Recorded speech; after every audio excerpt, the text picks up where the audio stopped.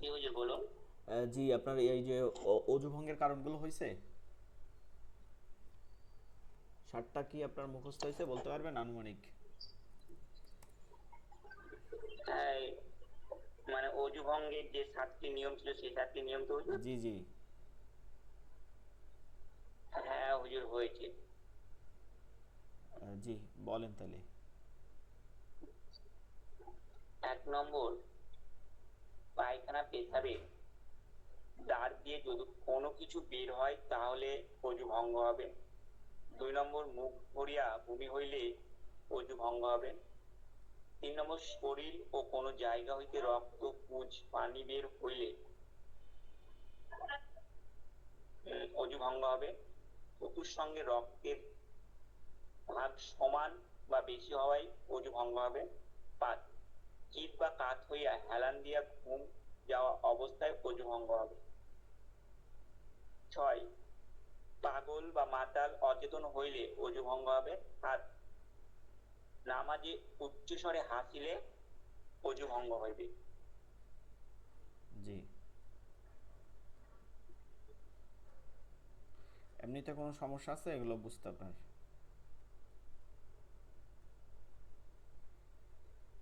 না হুজুর। আচ্ছা।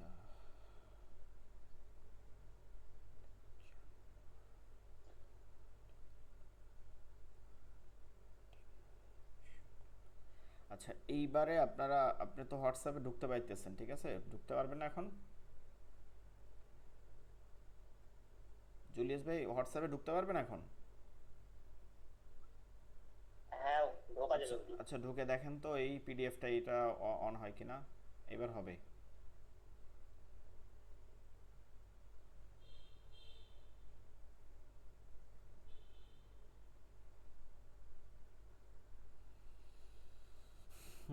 ক্লাসে কেউ হ্যাঁ খবর? জি হুজুর, হচ্ছে এটা। জি, ঠিক আছে, তাইলে সমস্যা নাই, যা সমস্যা আছে সমাধান এটা আটটাও করে দিচ্ছি।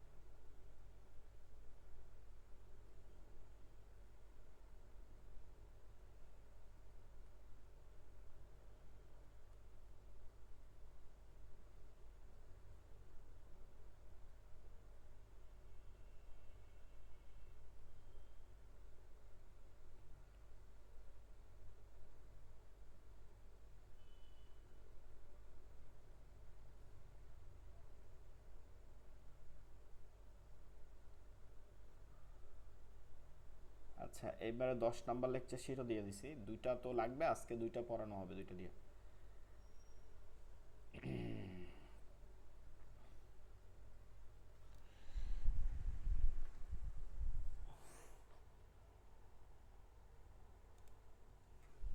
আচ্ছা, কেউ ক্লাসে আসতেছে না কেন, সমস্যা কি?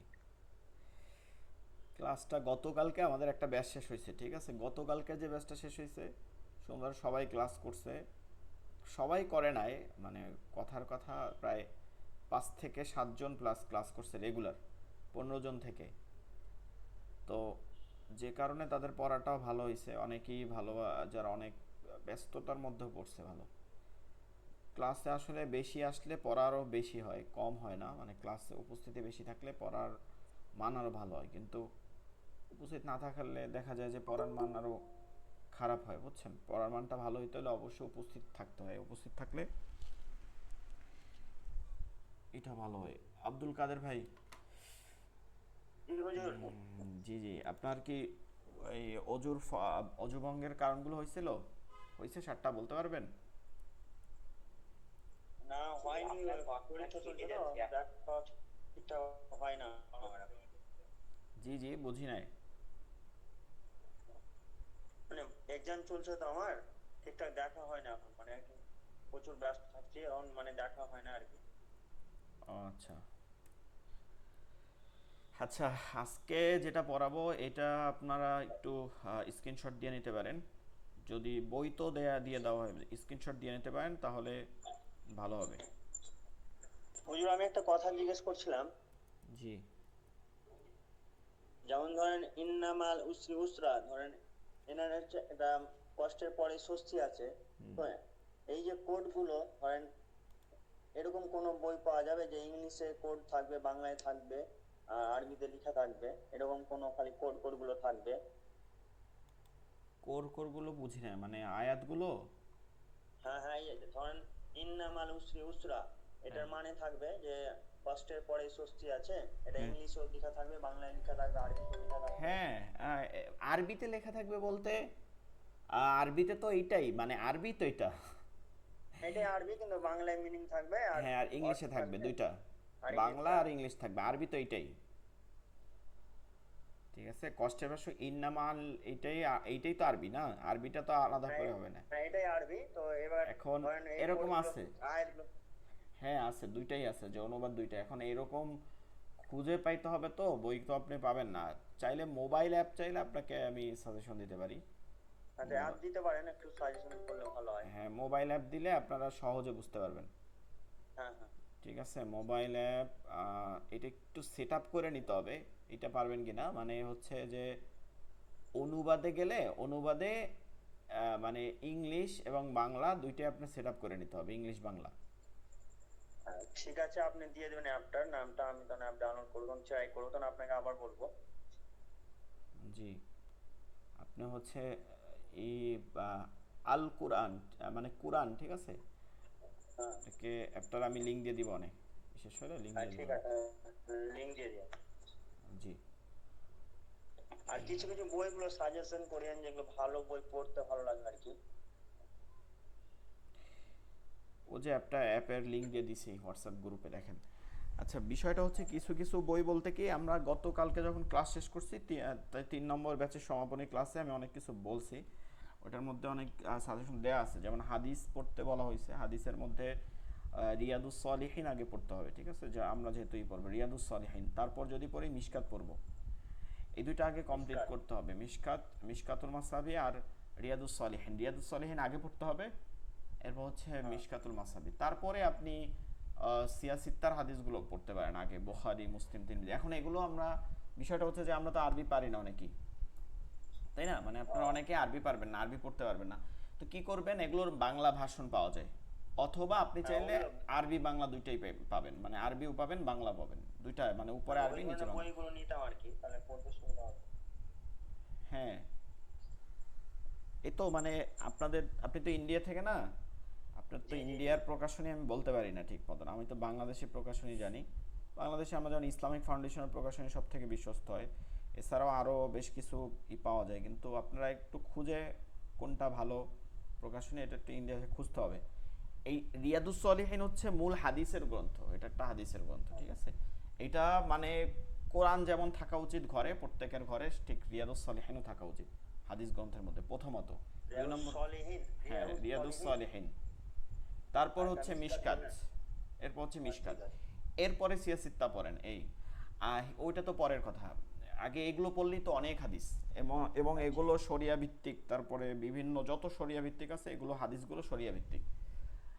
আচ্ছা, এরপরে কোরআনের মধ্যে আপনি অনুবাদ পড়তে পারেন, তাফসির পড়তে পারেন, তাফসির কিনতে পারেন। তাফসিরের মধ্যে তাফসিরুল মারিফুল কোরআন, একটা সংক্ষিপ্ত তাফসির পাওয়া যায়, ওইটা পড়তে পারেন, যেহেতু আপনারা অনেক সময় পাবেন না। তাফসির কিন্তু অনেকগুলো খণ্ড হয়, তো তাফসিরুল মারিফুল কোরআন এক খণ্ডে একটা আছে, ঠিক আছে, এক খণ্ডে একটা আছে, অনেক অনেক বড়, আর একটা আছে এক খণ্ডে, শুধু এক খণ্ডে। এক খণ্ডে মানে ওইটার মধ্যে পুরো তাফসিরটা সংক্ষেপে দেয়া আছে। তাফসিরুল মারিফুল কোরআন, এটা আগে পড়তে পারেন। তারপরে যদি আরো বিস্তর পড়তে পারেন, তাহলে তাফসিরে এটা কি জানো, মনে করছে এইমাত্র, অনেকগুলো তাফসির তো আছে, তাফসিরে বাইজাবি, তারপরে হচ্ছে এই তাফসির ইবনে কাসির। তাফসির ইবনে কাসির হচ্ছে সব থেকে প্রসিদ্ধ তাফসির, এটার মধ্যে অনেক বড়, এইটা পড়তে তো অনেক সময় লাগবে। আপনি তাফসির মারিফুল কোরআন পড়তে পারেন, এগুলো। আর পাশাপাশি যদি বই পড়তে চান, তাহলে অনেকগুলো বই পড়তে পারেন, যদি আপনি প্রকাশনী আপনার বিশ্বস্ত হয়। বাংলাদেশের প্রকাশনী অনেকগুলো, যেগুলো তো ইন্ডিয়াতে পাবেন না। আমাদের আর একটা বড় বই আছে ইসলামিক কর্নার, মানে ইসলাম বই রাখে সব ইসলামিক তো। জি, আর পিডিএফ যদি পড়েন, পিডিএফ তাহলে পিডিএফ পড়তে পারেন। পিডিএফ পাইলে আপনি বাংলাদেশ থেকে বাংলাদেশের প্রকাশনীগুলো আপনি পড়তে পারবেন। ঠিক আছে, পিডিএফ আছে, এগুলো সবগুলো পিডিএফ আছে, রিয়াদুস সালেহিনেরও পিডিএফ আছে। তো পিডিএফ পিডিএফটা দিয়ে বলতে দিই আমি গ্রুপে, মানে তাহলে অ্যাপ সবাই। অ্যাপ অ্যাপের মধ্যে পিডিএফ আছে, অ্যাপের মধ্যে। ঠিক আছে, ঠিক আছে। অ্যাপের মধ্যে পিডিএফ পাবেন আপনি। আপনি যেমন একটা পড়তে পারেন প্যারাডক্সিক্যাল সাজিদ। ঠিক আছে, এইটার কয়েকটা খণ্ড আছে, এগুলো আপনি পড়তে পারেন। এইটা পড়লে আপনারা যেমন বিভিন্ন প্রশ্ন জাগে, নাস্তিকরা বা অনেক ইসলাম সম্পর্কে, আল্লাহ সম্পর্কে প্রশ্ন জাগে, এগুলো আপনারা সমাধান পাবেন। ঠিক আছে, প্যারাডক্সিক্যাল সাজিদ, এইটা একটা পড়তে পারেন। ইসলামিক বই, এটা ইসলামিক বইয়ের মধ্যে পড়ছে, খুবই প্যারাডক্সিক্যাল প্রসিদ্ধ। সাজিদ। হ্যাঁ, খুবই প্রসিদ্ধ, বাংলাদেশের অন্যতম প্রসিদ্ধ বই প্যারাডক্সিক্যাল সাজিদ। মানে 2 খণ্ড, প্রথম খণ্ড, দ্বিতীয় খণ্ড, এরকম আছে। কটা খণ্ড আছে হুজুর মানে? এইটা 2 খণ্ডই মনে হয় আমার কাছে, প্রথম খণ্ড দ্বিতীয় খণ্ড দুইটাই আছে। এটা 2 খণ্ডই, এরপর আর বের করে নাই। আচ্ছা, এগুলো আপনারা পড়েন, তারপরে বাকিটা এগুলো পড়তে থাকেন, তারপর আরো লাগলে আপনাদের সাজেশন দেওয়া হবে। আচ্ছা, এখন আমরা এইটা আসি, অজু ভঙ্গের কারণ 7টা তো যেহেতু পড়ানো হয়েছে, আজকে পড়বো হচ্ছে নামাজ ভঙ্গের কারণ। আগে ভঙ্গের কারণগুলো আমরা জানি, তাহলেই হবে। স্ক্রিনশট দিয়ে রাখবো আমরা, একটু স্ক্রিনশট দিয়ে রাখেন এখনই। নামাজ ভঙ্গের কারণ 19টি, যেটা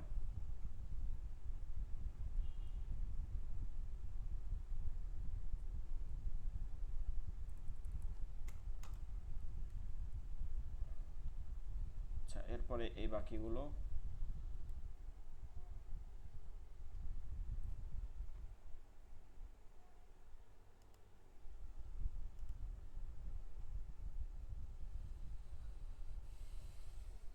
আচ্ছা দেয়া হয়েছে না?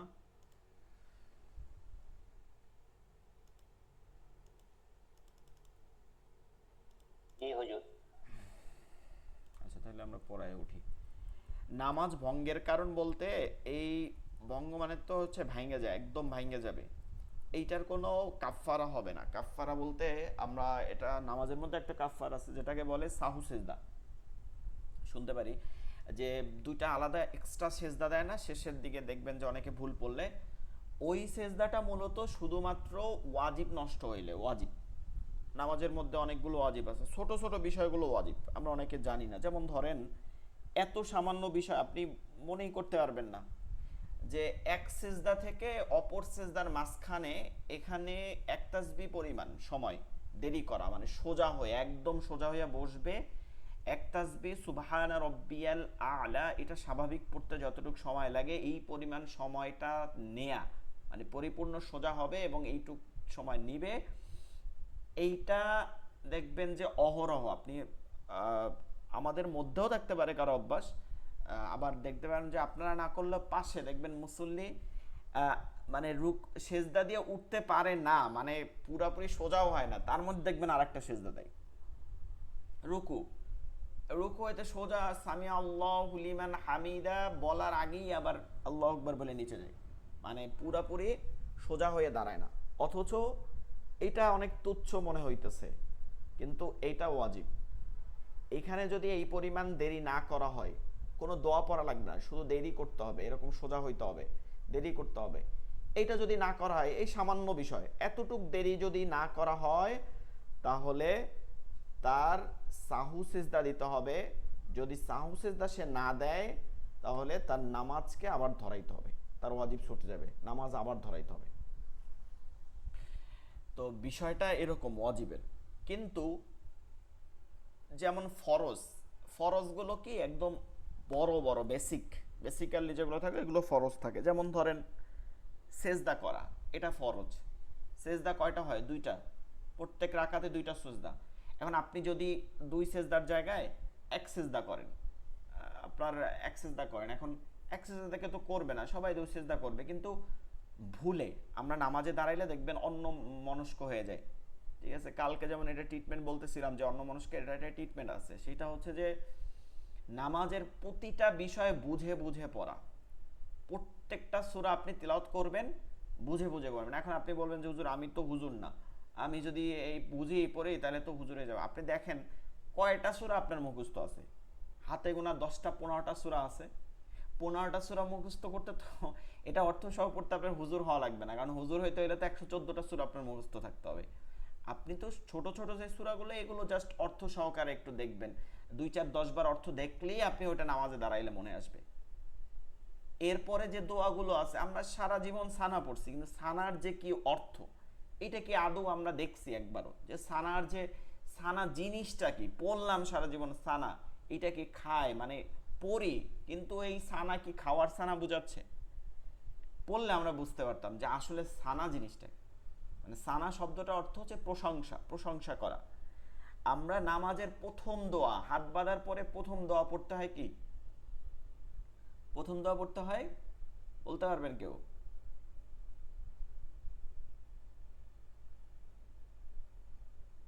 হাত বাঁধার সানা পড়তে হয়, প্রথম দোয়া হচ্ছে সানা পড়া। যে কোনো নামাজ আপনি আপনি দেখেন না, যে কোনো একটা নামাজ, ঈদের নামাজ যদি আপনি আগে ঈদের নামাজের তাকবীর দেখেন, সানার আগে কোনো তাকবীর নেই, হাত বাঁধার পরে আগে সানা, এরপরে বাকি তাকবীর, ঈদের তাকবীরগুলো। আপনি যে কোনো মাযহাবি পড়েন, আহলে হাদিস হন, যাই হন, আপনাকে আগে সানা পড়তে হবে, এটা প্রথম তাকবীরে তাহরিমা, এটা যাবে। এরপর আপনি 3 তাকবীর দেন নাকি 7 তাকবীর দেন, ওটা আলাদা বিষয়, কিন্তু এইখানে আগে এই কাজ করতে হবে। আবার আপনি জানাজার নামাজে দাঁড়ান, জানাজার নামাজের প্রথম কি? সানা পড়তে হবে। সানা শব্দের অর্থ হচ্ছে প্রশংসা করা। আমরা যে কোনো একটা বক্তৃতা দেই, বক্তৃতায় দাঁড়াই না, বক্তৃতা দাঁড়ানোর পরে প্রথম কাজ কি করে? বক্তৃতা যদি আপনার সুন্দর হয়, আর আপনি বলতেই পারেন যে না আমি এটা করি না, তাহলে ওই বক্তৃতা আপনার মানে সুন্দর হবে না, সাবলীল হবে না, সবাই ওখানেই থাকবে না। প্রথম কাজ কি করি? প্রথম কাজ কিন্তু আমরা একটু মানে প্রশংসা করি। আমাদের সামনে উপস্থিত আছে আমাদের সভাপতি, ঠিক আছে, সভাপতি, আমার মাননীয় প্রধানমন্ত্রী, মাননীয় প্রেসিডেন্ট, এভাবে বলি যে সে আছে রাষ্ট্রপতি, সে আমাদের জন্য অনেক কিছু করছে, 2 4 লাইন কি করি? আমরা একটু প্রশংসা করি। প্রশংসা করলে একজন মানুষের হই মানে আকর্ষণ হয়ে ওঠে, আমার কথাটা সে শুনবে, এইভাবে তার কাছে প্রিয় হয়ে ওঠে। ঠিক এইখানেও আল্লাহ তাআলার প্রশংসা করা হইতেছে, প্রথম বাক্য হচ্ছে আল্লাহ তাআলার প্রশংসা। নামাজে ঢুকছে, প্রথম প্রশংসা করতেছে আল্লাহ তাআলার। এর মাধ্যমে আমি জানতেছি যে প্রথম প্রশংসা থেকে আমার শুরু হয়েছে এই নামাজটার পদ্ধতি। সুবহানা, প্রথমে প্রশংসা করতেছে সুবহানাকা, সকল পবিত্রতা না, সুবহানাকা পবিত্রতা, সুবহানা আর কা হচ্ছে আপনার, পবিত্রতা কার? আপনার, আপনি পবিত্র। আল্লাহুম্মা, হে আল্লাহ, অবিহামদিকা, এবং আপনার প্রশংসা করি, এবং ওয়াও হামদিকা, আপনার প্রশংসা করতেছি। আলহামদুলিল্লাহ শব্দটা পাই, হামদুল প্রশংসা। ওয়াতাবারাকাসমুকা, এবং আপনার যে গুণবাচক, ইসমু, ইসমুকা, ইসমু অর্থ হচ্ছে নাম, না আপনার নাম, ইসমুকা আপনার নাম, ওয়াতাবারাকাসমুকা তাবারকপূর্ণ নামগুলো, বরকতপূর্ণ নামগুলো, এবং আপনার নামগুলো কি বরকতপূর্ণ। আমাদের এই যে রহমান, রহিম, কুদ্দুস, কাইয়ুম, এগুলো সব তো আল্লাহর নাম, এগুলো সব বরকতময় নাম। ওয়া তাআলা জাদ্দুকা, জাদ্দুকা আপনি সুউচ্চ মান, আপনি সুউচ্চের অধিকারী। ওয়া তাআলা জাদ্দুকা আপনি সুউচ্চের অধিকারী। ওয়ালা নাই, ইলাহা কোন মাবুদ, ইলাহ কোন স্রষ্টা, ওয়ালা ইলাহা গায়রু ব্যতীত, কা গায়রু কা, কা হচ্ছে আল্লাহকে বোঝাচ্ছে, গায়রু কা আপনি ব্যতীত। এই তো এইটা যদি আপনি নামাজের মধ্যে আল্লাহু আকবার বলে হাত বাদ দেন, আল্লাহু আকবার, মহান আল্লাহ, আল্লাহু আকবার, আল্লাহ তাআলা মহান, আল্লাহ আকবার মহান, আল্লাহু আকবার আল্লাহ মহান। আপনি এটা বাংলায় বলবেন না, পড়বেন আরবিতেই, কিন্তু আপনার মুখে মানে আপনার মধ্যে মিনিংটা চলতেছে, আল্লাহু আকবার আল্লাহ মহান। এবার শুরু করছেন সুবহানা, পবিত্রকা, সুবহানাকা আল্লাহুম্মা, হে আল্লাহ আপনি পবিত্র, অথবা সুবহানাকা আল্লাহুম্মা ওয়া বিহামদিকা আপনার প্রশংসা করতেছি, ওয়াতাবারাকাসমুকা আপনার নামগুলো বরকতময়, ওয়া তাআলা জাদ্দুকা আপনি সুউচ্চের অধিকারী, ওয়ালা ইলাহা গায়রুকা আপনি ছাড়া আর কোনো মাবুদ নেই। এইভাবে যখন বলবেন, আপনি দেখেন ধ্যান কিন্তু মানে 100% নামাজের মধ্যে আসবে এমন না, কিন্তু আর নাইলে তো 60-70% দেখবেন এসে গেছে। প্রতিটা বাক্য যখন আপনি বলবেন আর অর্থ জানবেন, আমরা শেষের দিকে অর্থ পড়বো, প্রতিটা এই পড়ার চেষ্টা করবো দোয়াগুলো, কিন্তু আপনাদের সময় দিতে হবে। আমি পড়াইলাম একবার দুইবার তাইলেই তো হইল না, তাই না? কথাটা এটা আপনার দেখেন, এটা মিলাই দেখেন। আমি কালকে বলছিলাম যে একজন ভাই বলছে আমাদের ওই ব্যাচের যে হুজুর আমারে একটু ইটি দিয়েন, যে ধরেন নামাজের এই যে মাসালা মাসলা মাসালা দোয়াটো এগুলোর পরে নামাজ হয় না বা এরকম হইতে কি লাগে এরকম একটা বই টইয়ের কোনো ইডিয়েন। এইটা একটা মানে মারাত্মক ভুল ধারণা। সেটা কি, যে আমি দোয়া জানি, সূরা সুন্দর করে শুদ্ধভাবে পড়তে পারি, মাসলা মাসালা জানি, এরপরে মনের মধ্যে রাখা আমার নামাজ হয় না। কেন আপনার নামাজ হবে না কেন? আপনি তো মাসআলা হচ্ছে কি, মাসালা হচ্ছে রাসূল সাল্লাল্লাহু আলাইহি সাল্লাম যা করছেন সেই পদ্ধতিটা আপনার জানা। মাসালা তো এটা আর কি, মাসালা তো আর কিছু না। যে রাসূল সাল্লাল্লাহু আলাইহি সাল্লাম আল্লাহ তাআলা তো আর কিছু করেন না ঈশা। মাসালা তো যেগুলো হয়েছে সব রাসূল থেকে হয়েছে, মানে আল্লাহ হুকুম দিচ্ছেন, কিন্তু নামাজ পড়ছেন কি? আল্লাহ তো নামাজ পড়েন, নামাজ তো পড়ছেন রাসূল সাল্লাল্লাহু আলাইহি সাল্লাম। কোন কোন পদ্ধতিতে পড়ছেন এইটা জানাটাই হচ্ছে মাসআলা। মাসআলা বের হয়তো হাদিস থেকে, হ্যাঁ কোরআন থেকে হাদিস থেকে, কিন্তু কোরআনের বর্ণনাটা বিশ্লেষণটা তাফসীরটা হচ্ছে হাদিস, হাদিস থেকে আপনি পাচ্ছেন। তো আপনি তো রাসূলের এটা এই এক নম্বর কাজ করছেন। নাম্বার 2 হচ্ছে যে আপনার যে দোয়াগুলো আছে মধ্যে, তারপর হচ্ছে সূরাগুলো আছে, এগুলো আপনি শুদ্ধভাবে পড়তে পারতেছেন, তেলাওয়াত করতে পারতেছেন, এটাও গেল। নাম্বার 3 সেটা কি, যে আপনার পবিত্রতা অর্জন করা। মানে আমি মাসলাও জানি না, সূরাও পড়ি, কিন্তু পবিত্র হইতে পারি না। আমি এখন পর্যন্ত ওযুটাই আমার হয় নাই, আমার ফরজ গোসলটাই হয় না, তাহলে আমার তো অন্যান্য ইবাদত হবে না, কারণ আমি তো ওখানে আগে কাঁচা রেখে আসছি। তো ওইটা আপনি জানেন, ওইটা আপনি আগেই অর্জন করছেন। এই যে 3টা করলেন, চতুর্থ কাজ কি, নামাজ কেন হয় না বেশিরভাগ সময়? কারণ নামাজের মধ্যে খুশু খুজু নাই বা মনোযোগী নাই, অমনোযোগী। সেটা কি, যে নামাজের মধ্যে আপনি যখন দাঁড়াইছেন, আপনি চিন্তা করতেছেন যে মানে আপনার ওয়াইফ, আপনাদের যেহেতু অনেক মনে হয় দুইজনই বিবাহিত ভাই, ভাবি এইটা বলবে বাজার দিয়ে এইটা আনতে বলছে, তো এইটা আনতেই নেই, অথবা বিবাহ না করলে মা এটা বলছে, বা অথবা মানে নামাজে দাঁড়াইলে দেখবেন যে আপনি একজন মানে ফিলোসোফার হয়ে গেছেন, আপনি একজন হয়ে গেছেন, আপনার মধ্যে সব চলে আসছে, এখন আপনি বিজনেসম্যান হইতেছেন, চিন্তা করতেছেন যে আজকে ডিম কিনে যদি কালকে বিক্রি করি আমি লাখপতি হয়ে যাব। এগুলো সব শয়তানের ধোঁকা আসলে।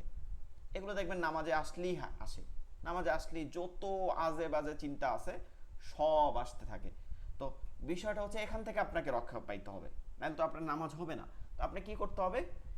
বেশিরভাগ সময় এটা এড়ানো যাবে না, আল্লাহ তাআলা এভাবেই কবুল করবে, কিন্তু এড়ানোর চেষ্টা করতে হবে, আপনার মধ্যে চেষ্টা থাকতে হবে। সেটা হচ্ছে যে বেশিরভাগ সময় নামাজের মধ্যে ধ্যান নিয়ে আসতে হবে। যখনই আপনার মনে আসবে আপনি নামাজে আছেন, সাথে সাথে আপনি এখান থেকে ধ্যানটা নামাজের মধ্যে আনবেন। এরপরের কাজ হচ্ছে ধ্যান আনার পদ্ধতি কি, সব দোয়া, সব সূরা, প্রত্যেকটা বাক্য আপনি অর্থ সহকারে জানবেন, মানে অর্থ সহকারে পড়বেন, অর্থাৎ অর্থ জানা থাকবে, আপনি পড়বেন আর অন্তরের মধ্যে ওই চিন্তাগুলো আসবে। আপনি সূরাগুলো বলতেছেন আলহামদুলিল্লাহি রাব্বিল আলামিন, সকল প্রশংসা আমার রব্বুল আলামিনের, যিনি আলম সকল জগতের মালিক, এভাবে চিন্তা করতেছেন। আবার যদি একটু সূরার তাফসির, একটু পিছনের কাহিনীটা, শানে নুজুলটাও জেনে যান যে এই সূরাটা কেন নাজিল হয়েছে। ও যে সূরা ফিল পড়ার সময় যদি মনে হয় আসহাবুল ফিল, এটা হচ্ছে যে হস্তি যে বাহিনী আসছিল আসহাবুল ফিল, ওইটার কাহিনীটা জানতেছেন। ওটা পড়ার সময় আপনার মধ্যে কি আসবে, যে এভাবে বড় বড় শক্তিমান বাচ্চাদেরকে আল্লাহ মাটিতে তৃণভোজ বানায় ফেলাইছেন, তাদেরকে খাদ্য বানায় ফেলাইছেন। এইভাবে যখন চিন্তা আসবে তখন আখেরাতের চিন্তাটা অটোমেটিক চলে আসবে।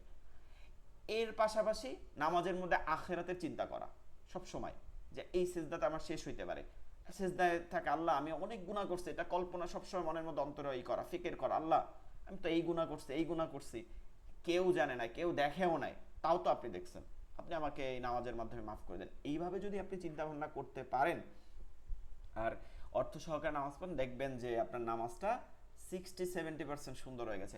বাকি 20-30% এটা হচ্ছে নামাজের পরেই কি করছে আল্লাহ রাসূল সাল্লাল্লাহু আলাইহি সাল্লাম, কি করছেন আল্লাহ রাসূল সাল্লাল্লাহু আলাইহি সাল্লাম, কি নামাজ হইতো না তার কি গুনাহ আছিল? কিন্তু তিনি তো হাদিসের মধ্যে বলছেন যে আমি 100 বার 70 বার কোন কোন হাদিসে বলছেন প্রতিদিন তাওবা করি। তো নামাজের পরেই দেখবেন যে এই তাওবার একটা আছে, ফজিলাত আছে। নামাজ শেষ করি আল্লাহু আকবার, আস্তাগফিরুল্লাহ আস্তাগফিরুল্লাহ আস্তাগফিরুল্লাহ। আস্তাগফিরুল্লাহ মানে কি, হে আল্লাহ আমাকে মাফ করে দেন, আমাকে মাফ করে দেন, আমাকে মাফ করে দেন, মানে কি আমি যেগুলো কাজ এইমাত্র করে আসলাম সেগুলো এর মধ্যে যে গুনাহগুলো হয়েছে আপনি আমাকে মাফ করে দেন। তো এইভাবে আপনি তো তখন তওবা করবেন। আমার তো ইবাদত দিয়ে আমি জান্নাতে যেতে পারবো না, এটা হাদিস আছে যে দুই ধরনের ব্যক্তি হবে। এক ধরন হচ্ছে যে অনেক ইবাদত করে জান্নাতে যাবে, ওই ব্যক্তির মধ্যে একটা হিংসা চলে আসবে, বলবে যে মানে জান্নাতে যাওয়ার পরে সে তখন মনে করবে হিসাবের দিন যে আমি তো জান্নাতে যাবো আমার ইবাদতের জন্য, আমি এই ইবাদত করছি, তার মধ্যে এরকম চলে আসবে। তো ফেরেশতাদের ডাইকা বলবে যে তুমি একটা কাজ করো, এই বান্দাকে জাহান্নামের দূর থেকে 40 কিলোমিটার বা তারও বেশি দূর থেকে তুমি তাদেরকে ঘুরাই আনো, তাকে একটু একটু জাহান্নামটা দেখাই আনো, আমার জাহান্নামটা একটু দেখে আসুক। তো ওই জাহান্নামটা জাস্ট দেখে আসবে অনেক দূর থেকে, এটার কাছেও যাবে না।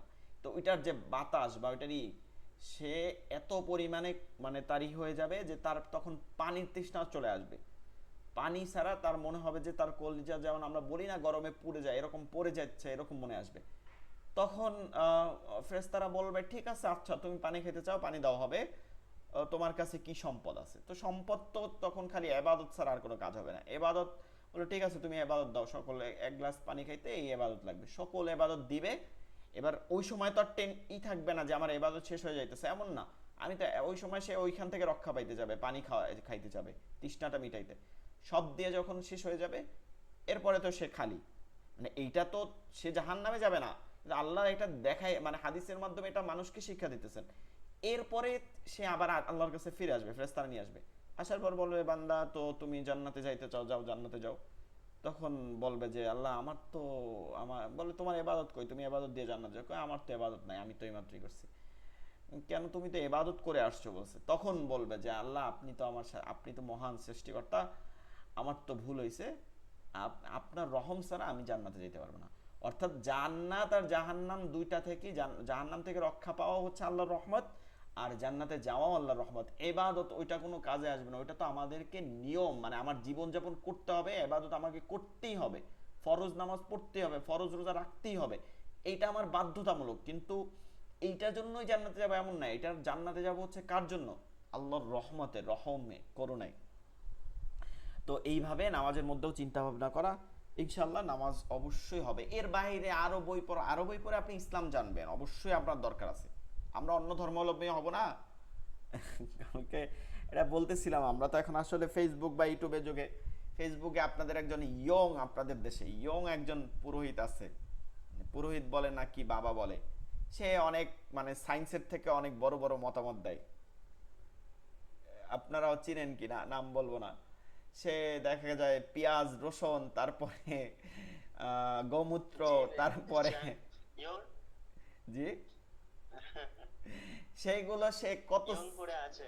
হ্যাঁ হ্যাঁ ইয়ং করে আছে, কত সাইন্টিফিক মতামত দেয় যে একটা কথা শুনতেছি, মানে বলতেছে গোমূত্র থেকে নাকি সেন্টার গান আসে, নাউজুবিল্লাহ। এই একবার যে আমরা যে কোরবানিতে গরু কিনি বা আমরা ই করে, আমি তো থাকি, আমরা তো কোরবানি দেখা যায় গরু কিনলে নিজেরা কোরবানি দেই, 3 দিন 4 দিন আগে একটু কিনে নিজে পালি, ঠিক আছে, নিজের হাতেই পালার চেষ্টা করি। কিন্তু ওই যে প্রস্রাব করলে পর ওইটা ধুবো কোন সময়, গন্ধে, ঘরের মধ্যে গন্ধ আসে, একটা কেমন একটা গ্যাস সৃষ্টি হয়, আর সে বলতেছে এটা নিয়ে তাকে সুগন্ধি সৃষ্টি হয়।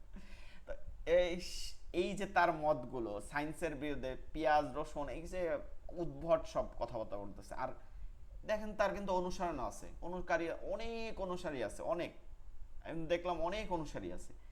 তো তারা কোন হিসেবে অনুসরণ করতেছে, তাকে কোন মতে করতেছে? আপনি বলবেন যে এই তারা মনে করে যে এইরকম করতেছে যে আমরা, এটা তো আসলে এখন হয়েছে, তারা এখন বক্তব্য দেয়, আগে তো এরকম দেখা যেত না। আগে দেখা যেত যে পূজা আশ্রা করতো, কিন্তু এইভাবে মোবাইলে ভাইরাল হইতো না, বাইক হইতো না। এখন তারা এটা কেন করে, যে ওই যে দেখে মুসলমান বা আলেমরা করে। এখন আপনি ডক্টর মিজানুর রহমান আজহারির আওয়াজ শুনতে পারতে পারেন, আমাদের দেশে বাংলাদেশে অন্যতম একজন প্রখ্যাত আলেম, শুনছেন মনে হয়, ডক্টর মিজানুর রহমান আজহারি। তারপরে ধরেন আপনার হচ্ছে ডক্টর জাকির নায়েক। হ্যাঁ, আপনি ধরেন আপনাদের দেশে নিষিদ্ধ আছে ডক্টর জাকির নায়েক, কিন্তু ডক্টর জাকির নায়েকের যে একটা কথাও কি মানে অযৌক্তিক, মানে আপনার মন গড়া, সে মন গড়া কথা বলে একটাও, বা মিজানুর আজহারি আলোচনা করতেছে এই ধরনের মন গড়া কথা হয়েছে। এখন ইসলাম তো সত্য, এখানে সত্য ধর্মের বিষয়, এটা অটোমেটিক মানুষের মনে লাগবেই এই আলোচনাগুলো। এখন আপনি যদি উদ্ভট কথা বলেন আর ওগুলো বলেন, এটা তো লাগবে না। এখন হয়েছে কি, কিছু কিছু মানুষ হিন্দুদের মানে তাদের মধ্যেই তারা সমালোচনা করতেছে, কিন্তু যারা জানে না বা বুঝে না তারা কিন্তু সমালোচনা করে না, তারা উল্টা তাকে অনুসরণ করতেছে। কারণ কারণ হচ্ছে দেখবেন আমার দেখা বা অনেক আরো একজন পুরোহিতের দেখছি সে এভাবে সমালোচনা করে বলছে যে মানে মুসলিমরা যে একদম জানে না সেও কিন্তু 2-4টা সূরা পারে, কোরআন শরীফ পড়তে পারে। কিন্তু অন্যান্য ধর্ম এই যে তারা এই ধর্মটাকে এক গোত্রের মধ্যে ঢুকাই দিছে যে এই এরা ছাড়া আর কেউ পড়বে না, এরা যা বলবে ওইটাই বলবে। কিন্তু আমাদেরও এরকম হয়ে যাইতেছে। আর এইটাই তো চাই ইহুদি খ্রিস্টান, যে মুসলিমরা কিছু জানবে না, তাদের মধ্যে এক দল থাকবে যে তারাই শুধু জানবে, মানে আলেমরা হুজুররাই শুধু জানবে, তারা যা ফতোয়া দেবে সেখান থেকে এট এ টাইম এদেরকে মানে করা হবে। যখন আপনি দেখবেন যে তাদের উপরে নির্ভর হয়ে যাবেন, তখন কি করবে, আলেমদেরকে টার্গেট করবে যে এখানে কিভাবে আমাদের সমর্থক ঢুকাই দিতে পারি। তো এর জন্য আলেম তো থাকবেই সমাজে, যেহেতু অনেক হাদিস কোরআন জানতে হয়, আরবি জানতে হয়, নাইলে হবে না। এখন যেহেতু ওই অবস্থান নাই, কিন্তু আমাদেরকে সাহাবাদের রূপটাও ধারণ করতে হবে।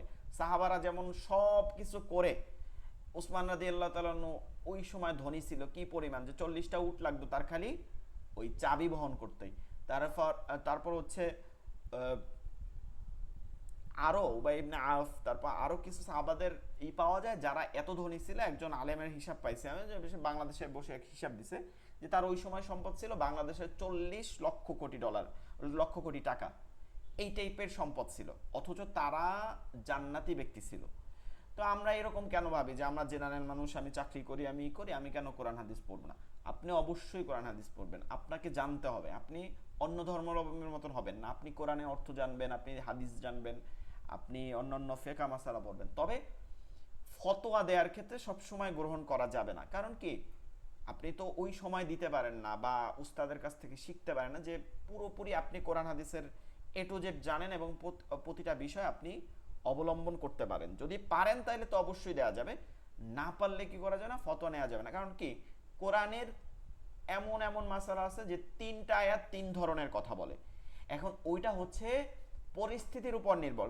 যেহেতু কোরআন 23 বছর যাবত নাজিল হয়েছে, এটা প্রথম দিকে বলা হয়েছে যে এই কাজটা ভালো না, এটা করো না। এরপর বলা হয়েছে এটা শয়তানের কাজ। এরপর বলা হয়েছে যে এটা একদম তোমাদের উপরে নিষিদ্ধ করা হইলো। এই যে মদের কোরআনের আয়াত বলা হয়েছে নিষিদ্ধ, নেশা। প্রথম দিকে যদি এই কথাটা বলতো, সাহাবাদের ঈমান ওই পরিমাণ ছিল না যে তারা ওইটা থেকে, নেশা থেকে, মাদক থেকে, আমরা দেখি না মাদক যারা করে তারা কি পরিমাণে যায়, রিহ্যাবে দেওয়ার পর বের হয়ে আবার মাদক ধরে। তো তারা ওইখান থেকে সরে আসবে এটা তাদের সম্ভব ছিল না। কিন্তু ধীরে ধীরে ধীরে ধীরে এমন একটা অবস্থানে গেছে, যেদিন ঘোষণা হয়েছে যে এটা হারাম হয়ে গেছে, নিষিদ্ধ হয়ে গেছে, ওই দিন মদিনার অলি গলি ভেসে যাওয়ার পরিমাণ হয়ে গেছে, মানে বৃষ্টির মতো সবাই সবগুলো ভাঙে ফেলাইছে বাড়িতে গিয়া। তো এইরকম বিষয়গুলো আছে। এখন আপনি যদি প্রথম আয়াত পরে ফতোয়া নিয়ে যান যে মদ খাওয়া তো তাহলে ভালো, মানে এটা আল্লাহ বলছে যে অপছন্দনীয় কাজ বা ভালো না, তো ভালো না বলছে, কিন্তু একদম তো নিষেধ করে নাই, কিন্তু নিষেধ তো করছে সামনের আয়াতগুলো। তো এর জন্য ফতোয়া আপনি দিতে যাচ্ছেন না, কিন্তু আপনাকে অবশ্যই হাদিস কোরআন পড়বেন। তাইলে পড়লে কি হবে, এক তো আপনি নামাজের মধ্যে অর্থ জানতেছেন, 2 নম্বর হচ্ছে কাফের ইহুদি খ্রিস্টান যারা আছে তাদেরকে আপনি উত্তর দিতে পারবেন যে আপনার এটা জানতে পারবেন। আবার 2 নম্বর হচ্ছে আপনাকে কেউ উল্টাপাল্টা বুঝাইতে পারবে না। তারপরে হচ্ছে যে ধরেন কোরআনের তো 2 ধরনের আয়াত, একটা হচ্ছে আয়াতুল মুহকামাত, যেটা হচ্ছে ডাইরেক্ট হাদিস, মানে যেগুলো থেকে মাসালা আসে এরকম। আরেকটা অংশ হচ্ছে বিভিন্ন কাহিনী, যেমন ইউসুফ আলাইহিস সালাম, তারপর মুসা আলাইহিস সালাম, এরপরে আরো অনেক, দাউদ আলাইহিস সালাম, এরকম অনেক নবীদের কাহিনী আছে, লুকমান আলাইহিস সালামের কাহিনী আছে। এগুলো জানলে শিক্ষার ব্যাপার আছে, এগুলো দেখে ফতোয়া না, এগুলো থেকে ডিরেক্ট শিক্ষা হয়। এগুলো যদি আপনি পড়েন, যেমন ইউসুফ আলাইহিস সালামের কাহিনীকে বলা হয়েছে আহসানুল কসস, মানে উত্তম কাহিনী। এইটা উপন্যাসকেও মানে হার মানে, এত সুন্দর কাহিনী, কিন্তু শিক্ষা আছে, চরিত্রের একটা শিক্ষা আছে। এটা যদি আমরা পড়ি, এগুলো আমরা পড়লে আমরা জানতে পারবো, আমাদের সন্তানদেরকে জানাইতে পারবো। এই জন্য এগুলো কোরআন অবশ্যই আমরা অর্থ সহকারে পড়বো, হাদিস পড়বো। কোরআনের কিছু বই পাওয়া যায় যে সংক্ষেপে অর্থ কিভাবে বুঝবো, অর্থাৎ কিছু শব্দ পড়লে আপনি কোরআন অর্থ বুঝতে পারবেন, এরকম কিছুই পাওয়া যায়, কোর্স করা যায় অনলাইনে। আপনি ইউটিউবে সার্চ দিলে এগুলো পাবেন যেভাবে ফ্রিতে। আবার আমাদের বাংলাদেশে আছে যে আবু তো আদনান ভাই আছে, এছাড়া অনেকে আছে যারা এরকম কোর্স করায়। চাইলে রমাদান মাসে এভাবে কোর্সগুলো আপনারা করতে পারেন, সংক্ষিপ্ত কোর্স 30 দিনের একটা কোর্স করলে আপনি কোরআনের মোটামুটি ভালো ধারণা হয়ে যাবে, অর্থ পড়তে সহজ হয়ে যাবে। তো আল্লাহ তাআলা, যাই হোক অনেক কথা বলছি, আমরা পড়ায় যাব। আল্লাহ তাআলা আমাদেরকে এভাবে আমল করার তৌফিক দান করুক। নামাজ ভঙ্গের কারণ 19টি, ঠিক আছে? নামাজ ভঙ্গের কারণ 19টি। কোনটা নিয়ে যেন ঢুকে গেছিলাম অনেক আলোচনায়। প্রথম 1 নম্বর, যেটা বলছিলাম যে এভাবে ধারণা রাখবো না কোনোভাবেই যে আমরা নামাজ হয় না এর জন্যই, আমাদের এতটুকুই মাসলা জানি, পবিত্রতা অর্জন ঠিক মতন করতে পারছি, নামাজের সূরা কিরাতগুলো শুদ্ধভাবে তেলাওয়াত করতেছি, আর চেষ্টা মানে চেষ্টা থাকবে যে বেশি বেশি খুশুখুজুর সহিত ধ্যানের সহিত নামাজ পড়বো। সেইটা পরিপূর্ণ না হইলেও আমার ধারণা থাকবে, এর পরের ধারণা হচ্ছে যে আমার নামাজ হয়ে গেছে, কমপ্লিট, আমার নামাজ হয়ে গেছে। আমি বলবো আল্লাহর কাছে যে আল্লাহ আপনি আমার নামাজের ভুল ত্রুটি মাফ করে কবুল করেন, কিন্তু কবুল হইছে এটা মুমিনের থাকতে হবে। নামাজ ভঙ্গের কারণ হচ্ছে 19টি, নামাজ ভঙ্গের কারণ 19টি, মানে হাদিস থেকে, বিভিন্ন হাদিস থেকে 19টা কারণ পাওয়া যায়। 1 নম্বর, নামাজে অশুদ্ধ তেলাওয়াত করা, যে পড়া মানে অশুদ্ধ তেলাওয়াত করা, যে কোনো সূরা বা আমরা যে দোয়া পড়ি এগুলো অশুদ্ধ তেলাওয়াত করা যাবে না, শুদ্ধ কারে পড়তে হবে। 1 নম্বর কাজ, আপনি যতই যাই করেন কিন্তু অশুদ্ধ পড়েন নামাজ হবে না। 2 নম্বর, যে নামাজের ভিতর কথা বলা, এটা ভালো করেই বুঝেন। তারপর কোনো লোককে সালাম দেওয়া, সালাম দেওয়া সুন্নাত, তবে নামাজের মধ্যে দেওয়া যাবে না। সালামের উত্তর লওয়া বা দেওয়া, যেটা বলেন সালামের উত্তর নেওয়া যাবে না, সালামের উত্তরটা দেয়া কিন্তু ওয়াজিব, কিন্তু নামাজের মধ্যে না, নামাজের বাহিরে। তো নামাজের বাহিরে কেউ এসে বুঝতে পারে না আপনাকে সালাম দিছে, বা এই অবস্থায় আপনি কি উত্তর দেওয়া যাবে না, আপনার উপরে ওয়াজিব নাই, তখন ওয়াজিবও নাই সুন্নাতও নাই, বরঞ্চ হারাম তখন। উহ আহ শব্দ করা, নামাজের মধ্যে উহ আহ শব্দ করতেছে, কোমর ব্যথা অথবা হাঁটুতে ব্যথা, নামাজে উঠতেছি ওহ, এই আহ এরকম মুখে শব্দ করা যাবে না। বিনা ওজরে কাশা, মানে কাশি দেওয়া, অর্থাৎ এটা আবার কি, এটা অনেকে বুঝতে কষ্ট হয়ে যায় যে বিনা ওজরে কাশি আবার জিনিসটা কি, ওজোর ছাড়া কি মানুষ কাশে নাকি? ওজোর মানে প্রয়োজনীয়তা, জরুরি, জরুরত। বিনা ওজরে কাশি মানে হচ্ছে আপনাকে ধরেন একটা মানুষ, আপনি ঘরের মধ্যে নামাজ পড়তেছেন, এখন আপনাকে একটা মানুষ ডাক দিছে যে কাদের ভাই এদিকে আসেন, এরকম বাহির থেকে, এখন সেই লোকটা তো জানে না আদৌ যে আপনি নামাজে আছেন, এখন আপনি যে বাসায় আছেন এইটাও আপনি জানাইতে চাইতেছেন, এখন কি করতেছেন? ঠিক আছে, এই ধরনের কাজ দেখা যায়, দেখা যায় না এরকম না, আমরা অনেক মানুষ দেখি, তো অনেক ধরনের বৃদ্ধ মুসল্লি অনেক দেখি, নামাজে পাশে দাঁড়াইলে সে এদিক তাকাইতেছে ওদিক তাকাইতেছে, এরকম অনেক কিছুই দেখি। তো ব্যাপারটা হচ্ছে যে এই ধরনের কোনো আওয়াজ, মানে আপনার কাশি আসছে স্বাভাবিক, কাশতেছেন, ঠান্ডা লাগছে বা এমনি কাশি, নর্মাল কাশি, গলা আটকে গেছে, গলার মধ্যে শুকনা লাগতেছে, এরকম কফ আটকাইছে, এরকম যত কাশি আছে সব স্বাভাবিক, এগুলো জরুরত। কিন্তু যেটা ধরেন আপনি জরুরত না, আপনি বুঝাইতে চাচ্ছেন অন্য কাউকে, উদ্দেশ্য এইগুলোই থাকে বেশি, সেগুলো সব করলে আপনার নামাজ হবে না। আমলে কাসির করা, জি জি বলেন। আমাদের এখানে একটা একজন বাড়িতেই 3 জন আছে ওরকম করে, কারণ বলা থাকে বিনা কারণে প্রত্যেক ওয়াক্তে। সেটাই বলছি, এরকম আছে মানুষ, তো আছে নাই এমন না।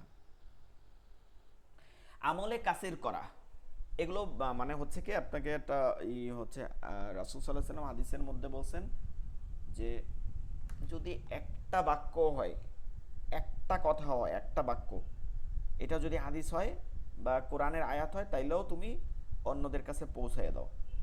তো এটা আমরা, এটার আরেকটা হাদিসের মধ্যে আল্লাহ আল্লাহ রাসূল সাল্লাল্লাহু আলাইহি ওয়াসাল্লাম বলছেন যে আল উলামা ওয়ারাসাতুল আম্বিয়া, এর পরের অংশে বলছেন যে কেন তোমরা ওয়ারাসাতুল আম্বিয়া, ওলামা একরাম, ওলামায় মানে যিনি এলেম অর্জন করে, কেন? কারণ হচ্ছে যে আমি তো চিরকাল বেঁচে থাকবো না, অর্থাৎ তিনি বুঝাইতে চাইছেন যে তিনি যখন থাকবে না তখন তো তোমাদেরকে আমার কাজ করতে হবে, তাদের কাছে পৌঁছাই দিতে হবে। তো আমরা চেষ্টা করব যে পৌঁছাইয়ে দেওয়া। আমার একটা বাণী হইলো, তাকে বুঝাই দিবেন যে ভাই এই কাজ করলে নামাজ হয় না, তারা বোঝে না, যে দেখেন অনেকে বোঝে না যে এই কাজটা করলে নামাজ হয় না, সে বোঝে এইটার তো কিছুই না, এটা তো স্বাভাবিক, একটু কাশি তো দিলাম আর কি। তো তাকে একটু বুঝাই দেওয়া যে ভাই এই কাজটা করেন না, এই কাজে নামাজ হয় না, আসলে নামাজটা ভঙ্গ হয়ে যায়, আর কোনো থাকে না, নামাজ ধরানোর কোনো কাজই থাকে না। এরপরে বুঝলো, যদি আপনার সাথে অনেক সময় অনেকে মানে না, খারাপ ব্যবহার করে, খারাপ আচরণ করে, তার হিসাব আলাদা, আল্লাহ হিসাব নিবে, আপনার দায়িত্ব আপনি পালন করে দিবেন।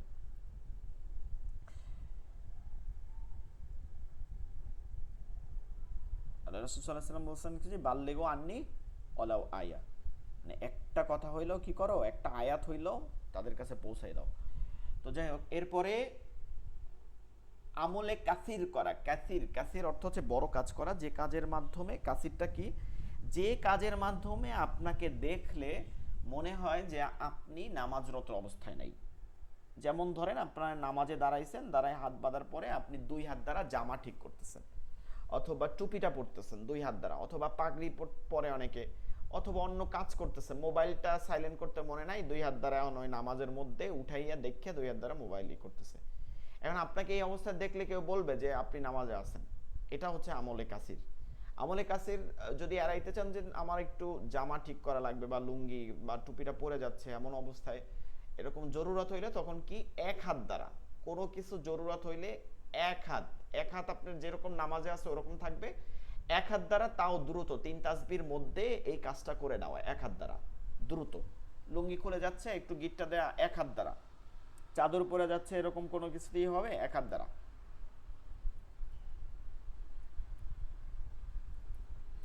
বিপদে কি বেদনায় শব্দ করিয়া কাঁদা, এটা বোঝেন বাবা মা মারা গেছে বা কোন আত্মীয় স্বজন বা কোনো বিপদ বেদনায় শব্দ করে কান্না করা। এখন কথা হইছে যে হুজুর শব্দ করে কান্না যদি নাই করতে পারি, বিপদে কি বেদনায় কথা হয়েছে, শব্দ করিয়া কাঁদা বললে হয়তো। অনেক সময় দেখা যায় যে জান্নাত জাহান্নামের আলোচনার সময়, আয়াতের সময় অনেকে অর্থ জানে দেখে কান্না আসে। এর জন্য বলা হয়েছে যে আপনার বিপদে কি বেদনায় শব্দ করে কাঁদা যাবে না। তবে কান্না চলে আসলে, বাবা মা মারা গেছে বা এমন কোনো দুঃখের কাহিনী, দুঃখের ঘটনা হয়েছে, এখন নামাজ তো পড়তে হবে, কিন্তু কান্না আসতেছে, চোখ দিয়ে পানি পড়তেছে, সেটা সমস্যা হবে না, তবে শব্দ করা যাবে না। 3 তাসবিহ পরিমাণ সময় সতর খুলিয়া থাকা। সতর হচ্ছে একজন পুরুষের নাভি থেকে হাঁটুর নিচ পর্যন্ত, এটা হচ্ছে একজন পুরুষের সতর। আর একজন নারীর সতর হচ্ছে আপনার নামাজের যে সতর, সেটা হচ্ছে যে মুখ, দুই হাতের কবজি, ফেস, পাও, এগুলো বাদে সবই ঢেকে রাখতে হবে। এগুলো যদি খুলে যায় তাহলে 3 তাসবিহ সুবহান রাব্বিয়াল আলা আর এরকম বলে 3 বার বলতে যতটুকু সময় লাগে এর মধ্যে ঠিক করে নিতে হবে। আর পুরুষদের সতর এতটুক, তবে যতটা পোশাক পরে থাকা যায় ওইটা হচ্ছে সতর না, তবে ওইটা উত্তম। এখন এই পরিমাণ জায়গাটা যদি খোলা থাকে তাহলে কিন্তু আর নামাজ হবে না। এর জন্য সিরালঙ্গি বা ছিদ্রলঙ্গি এই টাইপের কিছু পরে নামাজ পড়া ঠিক না। মুক্তাদি ব্যতীত অপর ব্যক্তির লোকমা লওয়া। লোকমা মানে হচ্ছে ভুল নেওয়া, ভুল। মুক্তাদি ইক্তেদা যিনি করেন, একজন ইমামের পিছনে ইক্তেদা করতেছেন মানে অনুসরণ করতেছেন, এই ব্যক্তি ব্যতীত, যে ইমাম পিছনে মুসল্লি, ইমাম ভুল করছেন, আল্লাহ আকবার বলে রুকু দিয়া দাঁড়ায় গেছেন বা সেজদা দিয়া বসার জায়গায় দাঁড়ায় গেছেন, এখন এটা লোকমা দিবে, ধরাই দিবে কে, পিছনে যে নামাজে আছে, অলরেডি নামাজে আছে, সে বলবে আল্লাহু আকবার। কিন্তু ধরেন এমন কোনো ব্যক্তি যে উজুখানা থেকে বা কোনো জায়গা থেকে আসতেছে বা আসছে ঢুকছে, সে উজুখানায় যাওয়ার আগে দেখছে যে নামাজ হপায় 1 রাকাত হয়েছে বা 2 রাকাত হয়েছে, তো সে ভুলটা বুঝতে পারছে, এবার কি করছে, সে নামাজে ঢোকে নাই, আদৌ এখন পর্যন্ত হাত বাঁধে নাই, কিন্তু এটা তো সে জানে না, সে কি করছে, হুজুরের নামাজের ভুলটা ধরাই দিছে, বড় ভালো কাজ করছে, সে আল্লাহু আকবার বলছে। হ্যাঁ, এই যে ভুলটা সে ধরাই দিছে, এখন ইমাম সাহেব তো জানে না যে পিছনে কে বললো, মুক্তাদি বললো না পিছন দিয়ে কে বললো, সে তো বুঝছে মুক্তাদি বলছে, সে এই লোকমাটা নিয়ে ফেলাইছে, ভুলটা সে ঠিক করে ফেলছে। এবার নামাজ শেষে বুঝতে পারছে বা ওই মুক্তাদি বা অন্য মুসল্লিরা বুঝতে পারছে যে হুজুর এই ব্যক্তি তো মুক্তাদি না, বা ওই কোনো মুসল্লি ওই সময় বাধা দিল, হুজুরের ভুলটা ধরার সাথে সাথে যে হুজুর বললো যে হুজুর আপনি যে যার লোক মানিছেন, যার ভুলটা ধরছেন আপনি, সে তো মুসল্লি না। তো এই অবস্থায় হইলে তাকে কি করতে হবে, নামাজ আবার ধরাইতে হবে, ইমামকেও ধরাইতে হবে, মুসল্লিদেরকেও ধরাইতে হবে ওই ইমামের সাথে আবার, কারণ তার কোনো নামাজ হবে না। মাসালাটা ক্লিয়ার, বুঝতে পারছেন? অনেক সময় এরকম, এখন হয় না, আগে অনেক জায়গা হয় যে জি কোন কোরআনে আয়াত ভুল পড়তেছে, কেউ বলে দিছে এরকম, এরকম হইলেও মোট কথা ইক্তেদা ব্যতীত কেউ করলে এটা হবে। সুসংবাদ বা দুঃসংবাদের উত্তর দাও মানে কথার অন্তর্ভুক্ত এটাও। নাপাক জায়গা সেজদা করা, পবিত্র স্থান হইতে হবে সেজদার জায়গা, নাপাক জায়গায় সেজদা করা। কেবলার দিক হইতে সিনা ঘুরিয়ে যাওয়া, কেবলার দিক, কিবলা যেদিকে, ওই দিক থেকে মাথা যদি ঘুরে যায় বা কোনো প্রয়োজন হয় ঘোরানোর, হইতে পারে না, মাথা ঘুরানোর প্রয়োজন অনেক সময় হইতে পারে, কোনো একটা শব্দ আসছে, কোনো একটা খুব ভয়ঙ্কর কিছু মাথা ঘুরায় হালকা ডান দিক থেকে তাকাই দেখতেছে, অথবা বাচ্চা, মা ঘরে কেউ নেই, বাচ্চা রেখে নামাজ পড়তেছে, ঠিক আছে, বাচ্চা রেখে পাশে নামাজ পড়তেছে, তো তখন কি করতেছে যে বাচ্চাটা কোথায় গেল দেখে বারবার দেখতেছে পাশে, নামাজও তো তার পড়তে হবে, তো সে একটু ডান দিকে তাকাই দেখতেছে যে ডান দিকে রাখছে বাচ্চাটা আছে কিনা ঠিক মতন। তো এইরকম যদি খুব জরুরত হয় তখন মাথা ঘুরাইলো, কিন্তু সিনা, সিনা যেটাকে আমরা বুঝি বুক ব্রেস্ট, এই যে সামনের দিকে বুকটা থাকে, এই বুক, এইটা যদি ঘুরানো যাবে না কোনোভাবে, সিনা ঘুরে গেলে নামাজ নষ্ট হয়ে যাবে। নামাজে কোরআন শরীফ দেখিয়া পড়া, নামাজে কোরআন শরীফ দেখিয়া কোনোভাবে পড়া যাবে না, ঠিক আছে। এখন আপনি যদি কোনো একটা দুর্বল হাদিস বা কোনো একজন বিশেষ কারণে বলা হয়েছে, এটা এটা নেওয়া যাবে না, কারণ আমাদের সমাজে নামাজ না দেখিয়ে পরিপূর্ণ কোরআন পড়ার মতন অনেক আছে, লক্ষ লক্ষ হাফেজ আছে, তারপরে মানে কোটি কোটি মুসলিম আছে যারা 2 4 10টা সূরা পারে মুখস্থ। তো এইরকম অবস্থায় ওই দলিলগুলো নেওয়া যাবে না কোনোভাবেই, নামাজে কনসেপ্ট দেখে পড়া যাবে না। নামাজে শব্দ করিয়া, নামাজে শব্দ করিয়া হাসা, হাস্যটা শব্দ করে, মনে আছে আমরা একটা আর এক জায়গায় পড়ছিলাম, শব্দ করিয়া হাসলে অজু নষ্ট হয়, অজুর শেষ কারণ, তো নামাজ তো নষ্ট হবেই, অজুই তো নষ্ট হয়ে যাচ্ছে। নামাজে সাংসারিক কোনো বিষয় প্রার্থনা করা, দুনিয়াবি কোনো বিষয়, ফরজ নামাজের মধ্যে বা সুন্নাত নামাজের মধ্যে যেগুলো নামাজ ওয়াক্তিয়া এর মধ্যে প্রার্থনা করা, কোনো নফল নামাজের ক্ষেত্রে যদি আমরা প্রার্থনা করি সেটা হিসাব আলাদা, তবে ফরজ বা সুন্নাত যেগুলো ওয়াক্তিয়া নামাজ এর মধ্যে সাংসারিক দুনিয়াবি কোনো বিষয়ে প্রার্থনা না করা, আখেরাতের বিষয়টা আলাদা। হাঁচির উত্তর দেওয়া, এটা তো বুঝি যে ইয়ার হামুকাল্লাহ, এটা নামাজের মধ্যে বলা যাবে না, বা নিজে হাঁচি দিয়া আল্লাহ আকবার বলা, বা ওই হাউসি দেওয়ার পরে, হাই তোলার পরে লা হাওলা লা কুওয়াতা, এই টাইপের কোনো কাজ করা যাবে না। নামাজে খাওয়া ও পান করা, নামাজের মধ্যে খাওয়া যাবে না, পান করা যাবে না, পানি পান করা এভাবে কিছু করা যাবে না। ইমামের আগে মুক্তাদি দাঁড়ানো, ইমাম যে মুসল্লায় দাঁড়াইছে, যেখানে নামাজে দাঁড়াইছে তার থেকে সামনে আগাইয়া দাঁড়ানো, এই টাইপের কাজ করলে নামাজ, ওই মুক্তাদির জন্য নামাজ হবে না। এই হচ্ছে নামাজ ভঙ্গের কারণ। আগামী এটা আপনারা একটু ধরে ধরে কয়েকটা পড়ে ফেলেন, আসলে খুব কঠিন না, কিন্তু পড়তে হবে, না পড়লে তো আপনি মাসালাগুলো জানবেন না, খুব জরুরত এরকম, আর তো বেশি কিছু না। তো আচ্ছা, আপনারা কি এইগুলা পড়তে পারছিলেন?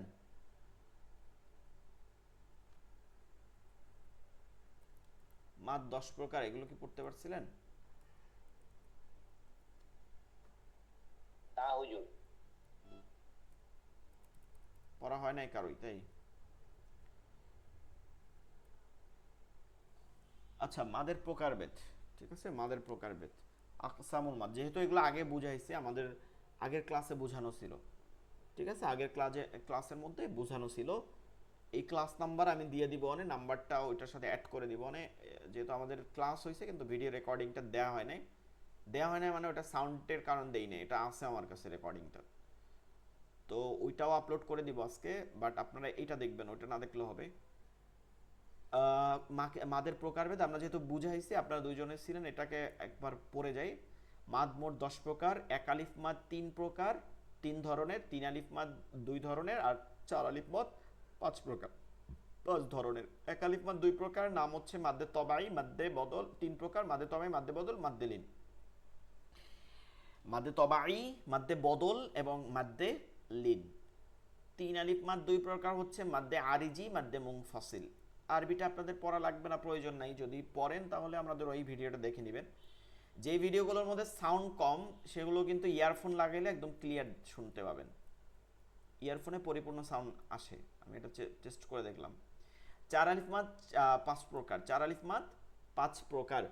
মাদ্দে লাজিম, কালমি মুসাক্কাল, প্রত্যেকটা নামের মধ্যে মাদ্দে লাজিম আছে, কালমি মুসাক্কাল, কালমি মুখাফফাফ। মাদ্দে লাজিম হারফি মুসাক্কাল, হারফি মুখাফফাফ, ঠিক আছে, কালমি মুসাক্কাল ও মুখাফফাফ, হারফি মুসাক্কাল ও মুখাফফাফ, মাদ্দে মুত্তাসিল। এই হচ্ছে 10 প্রকার মাদের নাম।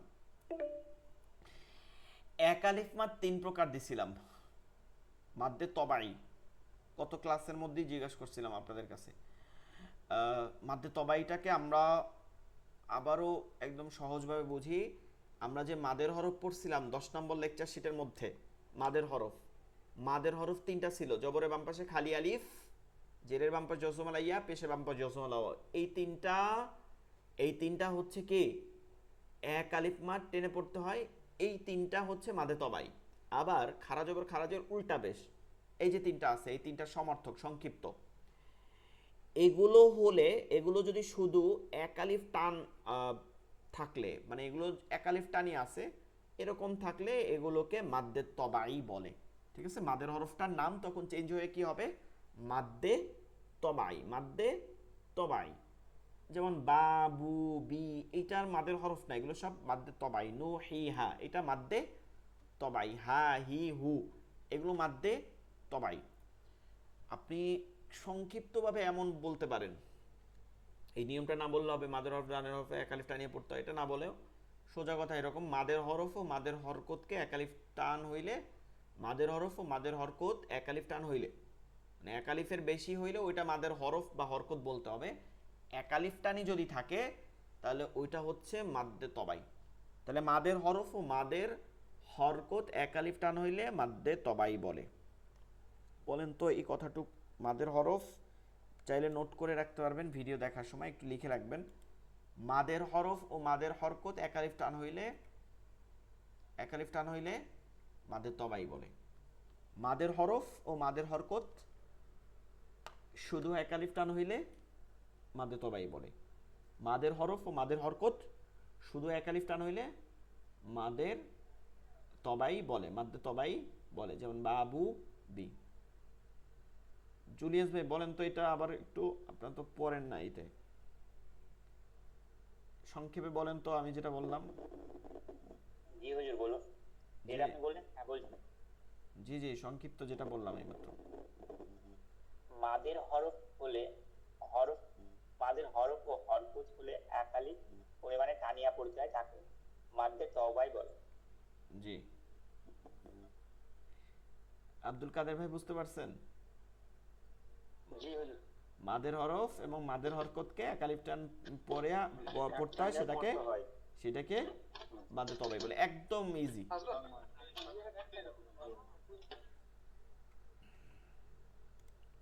আচ্ছা, এবার মাদ্দে বদলে যাব। মাদ্দে বদলটা একটা বিষয় হচ্ছে যে, এটা বুঝাইছিলাম যে আপনার ওই যে হামজা পড়ি আমরা, একটা গোল হামজা আর একটা যে আলিফে জবরজের পেশ হলে হামজা হয়, এই যে দুই ধরনের হামজা হয়, এইটার উপর যদি খারা জবর খারাজের উল্টা পেশ বা যে কোনো টান, এই যে এক আলিফ টান যেগুলো দিছি, মাদের হরফের মধ্যে একটা টান আছে, মাদের হরকতের মধ্যে টান আছে, এই যে টানগুলো আছে, এইটা যদি শুধুমাত্র হামজার ক্ষেত্রে, বাকি 28টা হরফের ক্ষেত্রে মাদে তবাই, নাম হয় মাদে তবাই। আর বাকি একটা হরফের ক্ষেত্রে নাম হবে মাদ্দে বদল। কাজ একই, মাদ্দে তবাইয়ের যে কাজ, এখানে একালিফ এখানে একালিফ, শুধু নামটা আমাকে জানতে হবে যে এটাকে মাদ্দে বদল বলে। তাহলে বলতে পারি যে শুধু হামজার হরকতকে, শুধু হামজার সাথে একালিফ টেনে যে মাদ পড়া হয়, শুধু হামজার সাথে একালিফ টেনে যে মাদ পড়া হয়, শুধু হামজার সাথে একালিফ টেনে যে মাদ পড়া হয় তাকে মাদ্দে বদল বলে। শুধু হামজার সাথে এক আলিফ টেনে যে মাদ পড়ায় তাকে কি বলে, মাদ্দে মদল বলে। শুধু হামজার সাথে, শুধু হামজাটা বাদে অন্য হইলে কাজ ইহা আছে, হামজা হইলে শুধু হামজা হইলে কয় আলিফ টেনে পড়তে হয়, এক আলিফ টেনে পড়তে হয়, নাম হয় মাদ্দে বদল। শুধু হামজার সাথে এক আলিফ টেনে পড়াকে বা শুধু হামজাকে এক আলিফ টেনে পড়াকে মাদ্দে বদল বলে। যেমন উদাহরণ বলবেন, ওই যে আ ই উ, হামজার উচ্চারণ যেটা আছে ওটাকে টান দিয়ে বলবেন আ ই উ। মাদ্দে লিন, লিনের হরফ হচ্ছে দুইটা, জবরে বাম্পা জজমালা ওয়াও, জবরে বাম্পা জজমালা ইয়া। এই দুইটা হলে তাড়াতাড়ি করে পড়তে হয়, কিন্তু এই দুইটার পরে যখন ওয়াকফ হয়, থামতে হয়, ওয়াকফুন আমরা কিন্তু পড়ছি 4টা নিয়ম, এইটার 4 নম্বর নিয়মে যখন জজম হয়, এরকম আয়াতের শেষে যেই পরিস্থিতি হয়, এগুলো হইলে এক আলিফ টেনে পড়তে হয়। তো লিনের হরফের বামের হরফটায়, লিনের হরফ যে বামের হরফে, মানে হরফটায় ওয়াকফ করলে এক আলিফ টেনে পড়তে হয়, ইয়াকে মাদ্দে লিন বলে। যেমন খৌফ, বাইত, প্রত্যেকটা খৌফি, বাইতি, এটা জজম হবে খৌফ, বাইত, সাইফ, কুরাইশ। সূরাতুল কুরাইশের মধ্যে আছে, আগের ভিডিওর মধ্যে বলা আছে, এটা দেখবেন। আচ্ছা, এইবার আমরা আসি 3 আলিফ মাদ 2 প্রকার, মাদ্দে আরিজি এবং মাদ্দে মুনফাসিল। মাদ্দে আরিজি এটা মাদ্দে লিনের মতন। আমরা মাদ্দে লিনকে কি বলছিলাম, যে লিনের হরফের বামের হরফে ওয়াকফ হইলে, এখন দেখেন লিন হচ্ছে তাড়াতাড়ি পড়তে হয়, বাও বাই তাও তাই খাও খাই, ওইটা তো তাড়াতাড়ি পড়তে হয়, ওটার পরে অক্ফ করলে এক আলিফ টানতে হয়, তাহলে লিনটা উঠে গেল, এক আলিফ টান হয়ে গেল। কিন্তু মাদ্দে আরজিটা হচ্ছে যে এইটা অলরেডি এক আলিফ টান থাকে, মাদ্দে তবাই অথবা মাদ্দে বদলের অংশ হয়, লিনের অংশ তো হয় না, লিন তো তাড়াতাড়ি পড়তে হয়, তবাই অথবা বদল। যেমন ধরেন বা বি বু না নি নু এরকম হইল, বা আ ই উ এরকম একটা হইছে, না নি নু, যেমন না সূরাতুন নাসের শেষে না আছে, না মিমিয়াজের মি এরকম আছে। তো মাদের হরফ বা হরকত যেটা হয় মাদ্দে তবাই বা মাদ্দে বদল, এগুলোর পরে যখন আপনি ওয়াকফ করবেন, ও যে 4 নম্বর নিয়মে যজম দিবেন, ওয়াকফ করবেন, তখন ওই এক আলিফ মাদ আর এক আলিফটা রাখা যাবে না, তখন ওটাকে 3 আলিফ টানতে হবে, এক আলিফকে তখন দীর্ঘ করে ফেলতে হবে। এখন দেখেন, বলতে পারেন যে লিনের হরফের পরে ওয়াকফ হইলে তো এক আলিফ টান হয়েছে, তাহলে এটা এক আলিফ হলো না কেন? কারণ এটা তো অলরেডি কয় আলিফ আছে, এক আলিফ অলরেডি আছে, আর লিনকে তো এক আলিফ নাই, এর জন্য এক আলিফ দিছেন হয়ে গেছে পরিবর্তন, এইটাকে 3 আলিফ টানতে হবে, এক আলিফ থেকে 3 আলিফ হয়ে যাবে।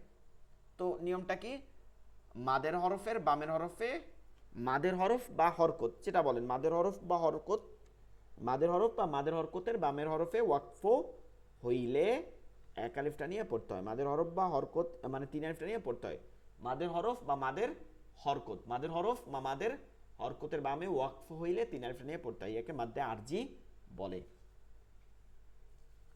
নিয়মটা একটু কয়েকবার পড়েন, দেখে দেখে পড়েন। মাদের হরফ বা মাদের হরকতের বামে ওয়াকফ হইলে এক আলিফটা নিয়ে 3 আলিফটা নিয়ে পড়তে হয়, একে মাদ্দে আরজি বলে।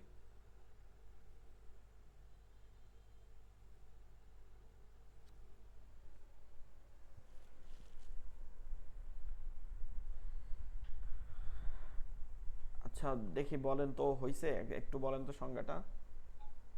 মাঝের হরফ ও মাঝের হরকতে বামের হরফকে ওয়াকফ করে 3 আলিফ টেনে পড়তে হয়, একে মাদ্দে আরজি বলে। হ্যাঁ জি মাশাআল্লাহ। তারপরে আরেকজন বলেন। মাদের হরফ ও মাদের হরকতের হরকত অক্ষ করলে 3 আলিফ টেনে পড়তে হয়, তাকে মাদ্দে আরজি বলে। হ্যাঁ, এখন উদাহরণ আপনি যে কোনোটার শেষে আন, যেমন ধরেন বিসমিল্লাহির রহমানির রহিম, এই যে 3 আলিফ টানতেছি, আলহামদুলিল্লাহি রাব্বিল আলামিন, এইটা আপনার অনেক জায়গায় অসংখ্য হাজার হাজার আয়াতের শেষে আছে। এখন এটা কিভাবে পাইছেন আপনি জানেন তো কোথায়, যে ওয়াকফ করে, ওয়াকফের অর্থ থামা, আয়াতের মাঝে তো কখনো থামি না, থামি কোথায়, শেষে গিয়া, বাক্যের শেষে গিয়া।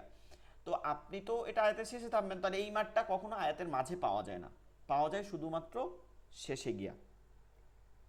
আর আমরা কিন্তু ওই চিহ্ন টিহ্ন পড়বো না, আমরা চিহ্ন বাদ দিয়ে দিছি, চিহ্ন বাদে ওই যে চিহ্নে মোটা চিহ্ন চিকন চিহ্ন ওগুলো পড়বো না। বিশেষ করে দেখবেন এই মাঠটায় কিন্তু আপনি কোনো চিহ্ন পাবেনও না, তো আমরা চিহ্নকে বাদ দিব। মনে রাখবেন যে মাদের হরফ মাদের হরকতের পরে যেই ওয়াকফ করবো সাথে সাথে 3 আলিফ। এবার মাদের হরফ বা মাদের হরকতের বামে এই পর্যন্ত ওইটার উপরেরটার সাথে ঠিক আছে। কি হবে, ওয়াকফের জায়গা হবে লম্বা হামজা। বলেন তো লম্বা হামজা কোনটা?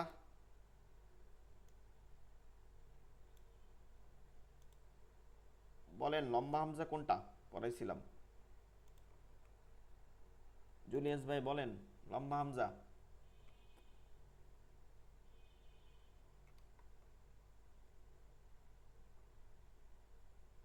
যেটা আলিফের মতো, আলিফের বামে মানে আবার যে পেশ থাকবে তাকে আমরা লম্বা। না না না না, আলিফে আলিফে যখন জবর জের পেশ হরকত গ্রহণ করে, আলিফ কখনো মনে আছে কিনা পড়ানোর সময় প্রথম দিকে বলছিলাম, হরফ পড়ানোর সময়, যে আলিফ কখনো হরকত গ্রহণ করতে পারে না, জবর জের পেশ কখনোই নিতে পারে না। যখন নেয় তখন ওইটা কি, দেখতে আলিফের মতন কিন্তু এটা হামজা, দেখতে আলিফের মতন এটা হামজা। এটা শুধুমাত্র শব্দের শুরুতে হামজা লিখলে বাক্যটা দেখতে ভাল লাগবে না, ওই হামজাটা না লিখে আলিফের মতন হামজা লেখা হয়। এখন ক্লিয়ার হয়েছে যে আলিফ হামজা কোনটা, লম্বা হামজা কোনটা? আলিফে জবর জের পেশ হইলে লম্বা হামজা হয়, আলিফে জবর জের পেশ হইলে লম্বা হামজা হয়, লম্বা হামজা। আর গোল হামজা যেটা ওটা তো আসি, আলিফে জবর জের পেশ হইলে জজম লবর জের পেশ তার যেটা বলেন সবগুলো হইলে কি হয়, লম্বা হামজা হয়, হামজার মতন পড়তে হয়, হামজা করে পড়তে হয়। তাহলে মাদের হরফ বা মাদের হরকতের বামে ওয়াকফের জায়গায় কি হবে? লম্বা হামজা হবে। তার মানে এটা আয়াতের শেষে কখনোই হবে না, এটা চলমান আয়াত থাকবে। আয়াতের শুরুতে অথবা মাঝে হবে, শেষে তো আর থামবে না, আপনি ওখানে তো আর আপনি লম্বা হামজা পাবেন না, কারণ আলিফটা যদি হরকতই গ্রহণ করে তখন আর মানে শেষ হয় কেমনে? শেষ তো হইতে হলে হয় জজম হবে, হ্যাঁ হয় জজম হবে, কখনো আলিফ শেষে গিয়ে জজম হয় না। তো এর জন্য সবসময় এটা কখন হয়? আয়াতের মাঝে অথবা শুরুতে। সংজ্ঞাটা কি? মাদের হরফ বা মাদের হরকতের বামে লম্বা হামজা থাকলে তিন আলিফ টানিয়ে পড়তে হয়, এর নাম হচ্ছে মাদে মুনফাসিল। যেমন আমরা কালিমা পড়ি না, লা ইলাহা, আজকে সানার মধ্যে বলছিলাম যে লা ইলাহা, ওই যে লাম খালি আলিফ জবর লা, এই যে এই চিকন চিহ্ন আমাদের দরকার নাই, শুধু দেখেন লাম খালি আলিফ জবর লা, এরপরে এই যে ইলাহা আছে, ইলা, এই যে লম্বা হামজা, লম্বা হামজা। এখন অনেক জায়গায় কিন্তু এই লম্বা হামজা বোঝানোর জন্য, লম্বা হামজা বোঝানোর জন্য, ঠিক আছে, যে কোনটা লম্বা হামজা এইটা বোঝানোর জন্য, লম্বা হামজাটা বোঝানোর জন্য, স্পষ্ট হওয়ার জন্য যে কোনটা আলিফ আর কোনটা লম্বা, অনেক ছাপার নিচে দেখবেন কি একটা ছোট্ট হামজা দিয়ে দেয়, গোল হামজা দিয়ে দেয়, যে এই হামজাটা হচ্ছে হামজা পড়তে হবে, এটা বোঝানোর জন্য চেষ্টা করে। কিন্তু কোরআনের মাঝে এরকম দেখা যায় না ছাপায়। তো এই যে দেখেন আমরা সূরাতুল লাহাবে পড়ি না, মা আগনা, এই যে মা আগনা, মা আগনা, মিম খালি আলিফ জবর মা, এই লম্বা হামজা, তাহলে এইটা আর এক আলিফ না, তিন আলিফ টানতে হবে। এরপরে অসংখ্য জায়গায়, এটা অসংখ্য জায়গায় পাওয়া যায়, আপনি ছোট ছোট সূরার মধ্যে কুল ইয়া আইয়ুহাল কাফিরুন, ইয়া খারা খারা জবর ইয়ার উপরে, এরপরে আইয়ুহাল, আইয়ুহাল হচ্ছে লম্বা হামজা আছে, দেখলেই আপনি বুঝতে পারবেন। এরপরে আপনি যত জায়গায় দেখেন লা আবুদু মা তাবুদুন ওয়ালা আনতুম, প্রত্যেকটা হচ্ছে লম্বা হামজা আছে। তাহলে দুইটা তিন আলিফ মাদ দুই প্রকার, এক হচ্ছে মাদ্দে আরজি, মাদের হরফে বামের হরফে কি হবে? ওয়াকফ হবে। মাদের হরফে বামের হরফে ওয়াকফ থাকলে তিন আলিফ টানিয়ে পড়তে হয়, মাদ্দে আরজি আয়াতের শেষে থাকে, যেমন আলহামদুলিল্লাহ রব্বিল আলামিন। আর দুই নম্বর হচ্ছে মাদে মুনফাসিল, মাদের হরফের বামের হরফের লম্বা হামজা হইলে, কোন হামজা হইলে? লম্বা হামজা। কোন হামজা? লম্বা হামজা। লম্বা হামজা হইলে তিন আলিফটা নিয়ে পড়তে হয় মাদ্দে মুনফাসিল, যেমন লা আবুদু লা ইলাহা, ঠিক আছে, উদাহরণও একটা দিবেন, লা আবুদু লা ইলাহা মা আগুনা, যে কোনো একটা উদাহরণ আপনি টানবেন, অথবা ইন্না আতাইনা কাল কাউসার, এই যে ইন্না, এরকম অসংখ্য আছে। লম্বা হামজা খুঁজবেন, শুধু লম্বা হামজা, চিহ্ন দরকার নাই, চিকন চিহ্ন না মোটা চিহ্ন এটার দরকার নাই। তো আপনারা এই 5 প্রকার মাদ, প্রকারভেদ এবং ওইখানে যে আমরা নামাজ ভঙ্গের কারণ 19টা, এগুলো পড়বেন, ঠিক আছে।